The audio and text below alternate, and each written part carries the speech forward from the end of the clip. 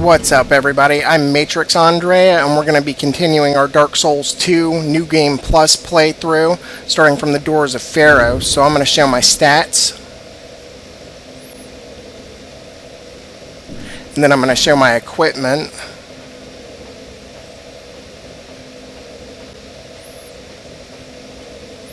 and then we're going to get a quick move on.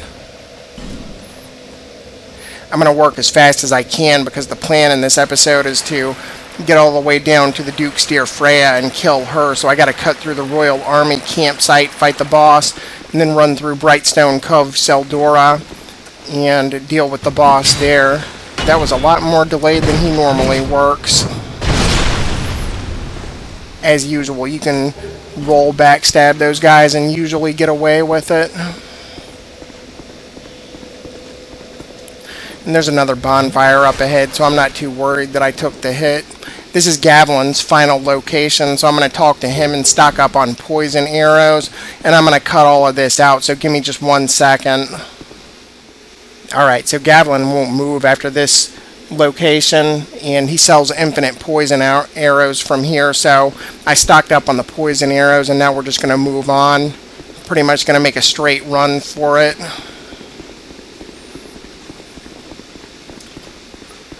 This guy here throws his axes, and then he has no choice but to fight you with his fists.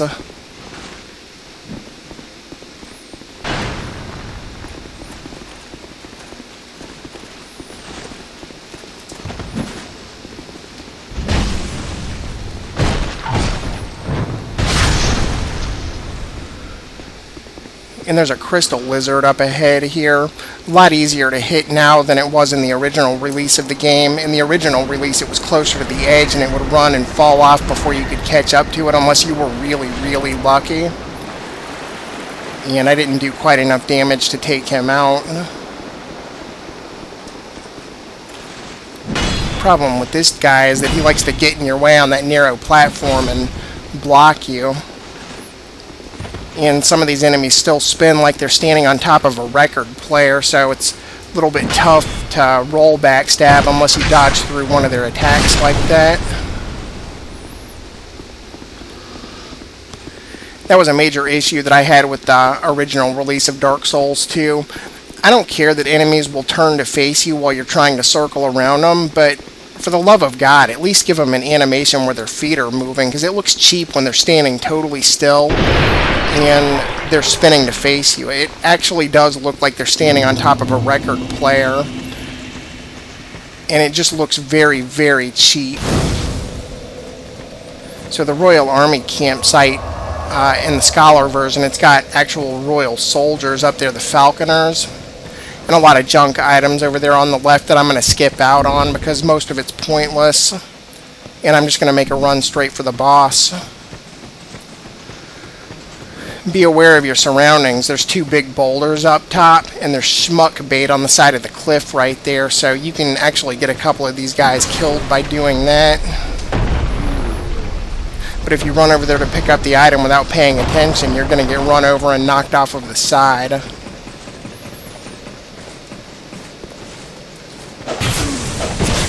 These enemies here, I'm using a +10 Dark Claymore, and they're taking a ton of damage.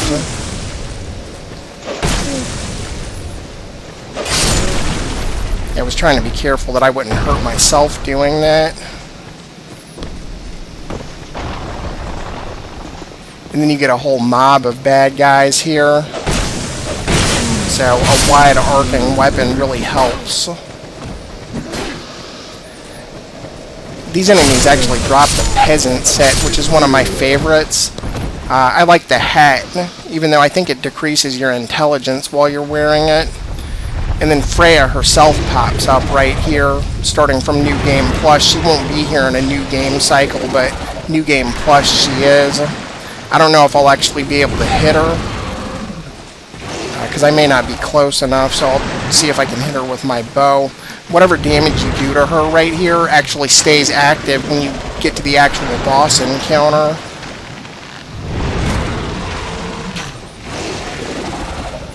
But it can be tough to hit her. And she only stays for a few times and then she runs. Yeah, so she's taken off. A few more bad guys, and then the boss encounters through that doorway. And these peasants are actually fairly strong. Their weapons are infused with dark, so if you get hit, you take a decent amount of damage. And you can see the spiders on the doorway here. There's spiders in this area, and something good that Scholar did was they made the spiders afraid of fire. So if you light up a torch, they won't ever attack you. They'll run from you. It makes Freya herself a lot easier to fight. In the original release of the game, there was nothing you could do. You had a bunch of little spiders attacking you, so while the boss itself wasn't very hard, when you had 10 little spiders running around your feet attacking you and you couldn't get rid of them, good luck. Especially when I got to New Game Plus. I used to hate fighting Freya. I used to always summon Ashen Knight Boyd and have him distract and kill everything for me while I was busy fighting. And he's a pretty boss NPC. I really like Ashen Knight Boyd.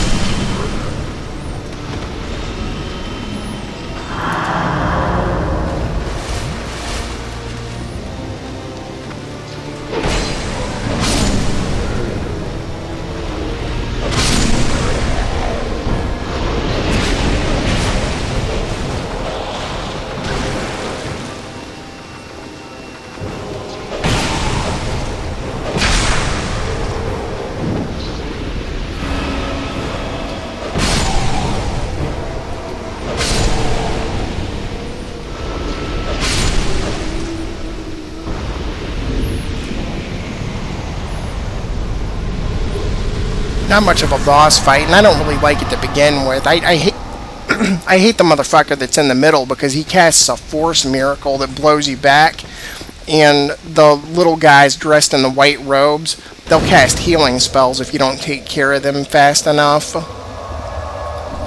Also, I skipped right by the pardoner that's up one of the ladders next to the church, but I don't need to talk to him anyway. Just be aware that he's up there.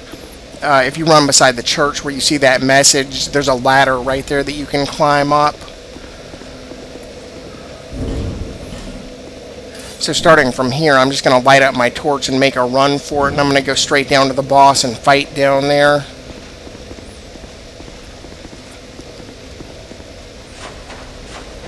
There are a few items worth picking up in here. If you help Pate or Creighton, they'll give you a key that you can unlock the engraved gauntlets with. There's also a Estus Flask shard down here. And I'm going to ignore these spiders.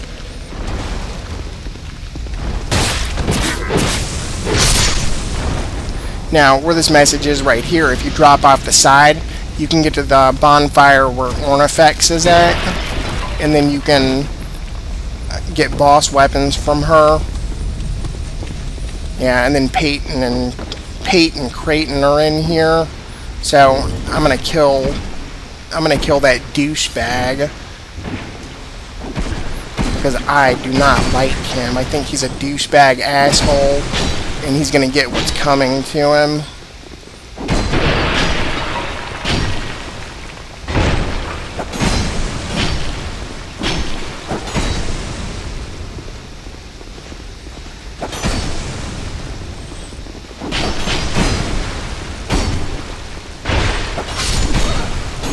See, Pate can do collateral damage to you, so you got to be careful about getting too close to these guys while they're fighting. And then Creighton drops his mask. What misunderstanding could have caused this?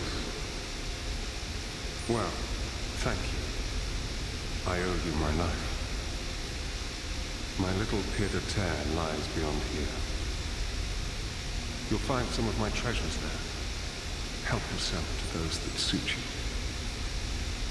Here, use this key.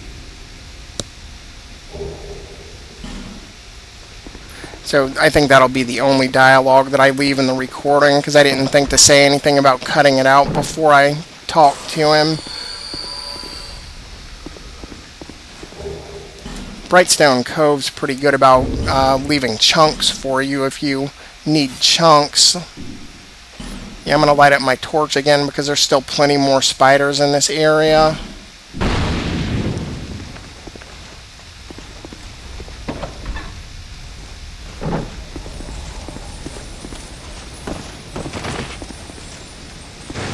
And there's a decent amount of enemies down here too, but you can light up this torch altar, and then that'll help keep some of the spiders off of you. But for me, like I said, they're all going to stay away from me because I've got a torch lit in my hand. There should be a red phantom miner around here somewhere, so I'm going to have to watch out for him. And these undead spider guys, they're cheap because when you kill them, they can do a death hit on you, just like that. He was dead and he hit me anyway. So try to use a long-range weapon like a halberd, and the claymore stab attack might keep you at a distance too, or you could just shoot him with arrows. Yeah, there's a guy was... No, that's not who I thought it was. Maybe the miner's further ahead. Yeah, I'm going to two-hand this. I'll just light my torch up again from the sconce that's behind me.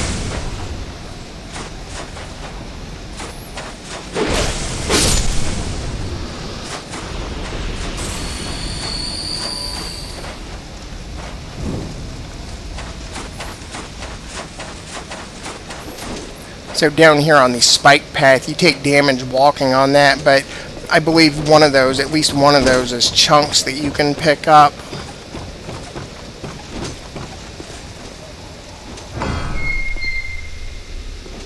Both of the bonfires here in Brightstone Cove are pretty terrible, at least back in the original release of the game, because neither one of them are very close to where you need to go.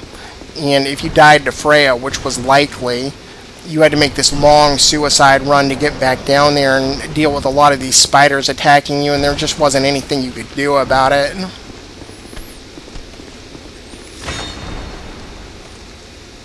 And as soon as he gets out of my way, I'm going to run for the ladder and just climb up past him.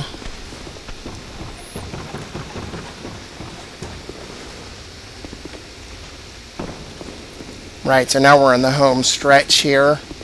They still have Ashen Knight Boyd down at the bottom, and you can summon him for the boss, but because the spiders leave you alone as long as you've got a torch lit in your hand, I don't have a reason to summon him anymore. There is one boss that I will summon him for, but it's not this one. It's another cheap multi-enemy encounter, so you'll see that when it happens. Like I said, he's a boss. I really like Ashen Knight Boyd. He, I believe, uses a long sword, and he does that R2 thrust attack, and he wrecks everything that he fights with. So I want to take care of these peasants down here so I can safely run through the boss door. I don't care too much about the spiders because they're not going to bother me.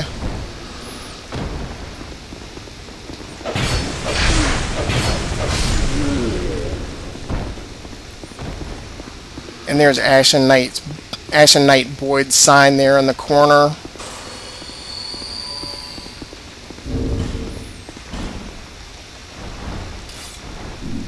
Plenty of spiders around here too.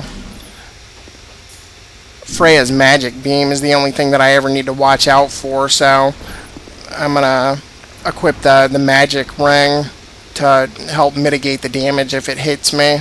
And let's see how fast we can get this taken care of.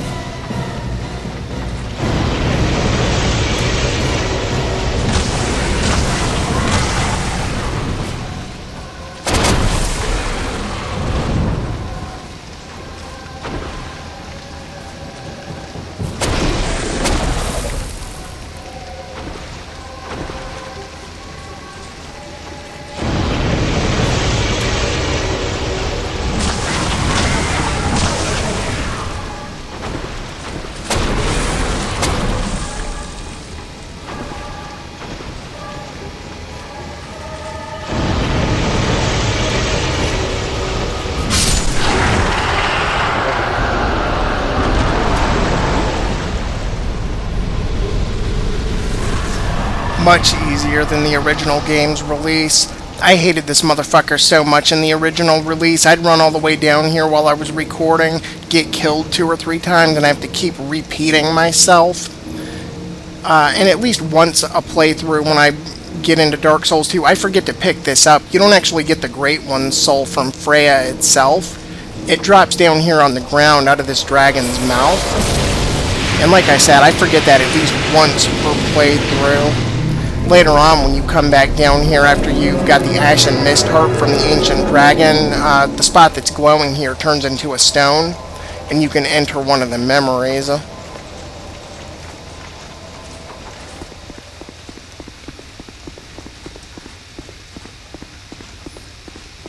And then here's the Duke and his quarters. Why his quarters are at the bottom of a cave with a bunch of monstrous enemies, I have no idea, but here he is.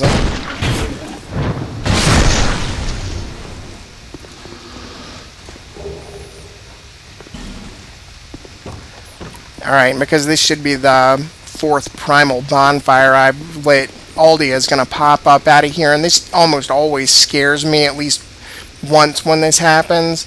But I'm going to cut all of this dialogue out so that we don't have to sit through it. So, 1 second. Alright, so I'd like to thank everybody for coming with. Hope you're enjoying the playthrough so far. And I'll see everybody again next time.